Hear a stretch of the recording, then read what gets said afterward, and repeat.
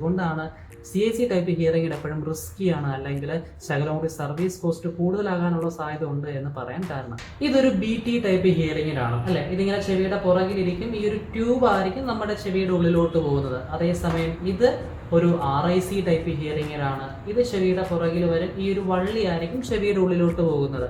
CAC type നമ്മുടെ ചെവിയുടെ ഉള്ളിൽ വെക്കാൻ പറ്റുന്ന ഹിയറിംഗ് ആണ്. കംപ്ലീറ്റ്ലി ചെവിയുടെ ഉള്ളിലായിരിക്കും. ഇപ്പോൾ നമ്മുടെ ചെവിയിൽ നിന്ന് ഇയർ ഡിസ്ചാർജ് വരാം, അല്ലെങ്കിൽ വാക്സ്, അല്ലെങ്കിൽ ചെവിയുടെ വിയർപ്പ്, ഓയിൽ, അങ്ങനെ എന്തെങ്കിലുമൊക്കെ ഡിസ്ചാർജ് ആയിട്ട് പുറത്തോട്ട് വരാം. അപ്പോൾ ആ ഒരു ടൈം ഈ ഒരു BT ടൈപ്പ് ഹിയറിംഗ് ആണെന്നുണ്ടെങ്കിൽ ആദ്യം എഫക്ട് ചെയ്യുന്ന ഈ ഒരു ട്യൂബിനെ ആയിരിക്കും. അപ്പോൾ ഈ ട്യൂബ് വളരെ ചീപ്പാണ്, നമുക്കത് മാറ്റിയിടാം.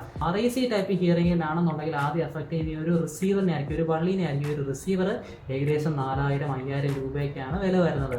അതേസമയം ചെവിയുടെ ഉള്ളിൽ വയ്ക്കാൻ പറ്റുന്ന ഹിയറിംഗ് ആണെങ്കിൽ ആലോചിച്ച് നോക്കൂ, ഇതിൻ്റെ കമ്പോണൻസ് എല്ലാം അടുത്തടുത്താണ്. അപ്പോൾ ഇവിടെ എന്തെങ്കിലും ഒരു പറ്റുകയാണെന്നുണ്ടെങ്കിൽ ആ ഒരു പ്രശ്നം അതിൻ്റെ അകത്തോട്ട് മറ്റ് കമ്പോണൻസിലോട്ട് വ്യാപിക്കാനുള്ള സാധ്യത വളരെ കൂടുതലാണ്.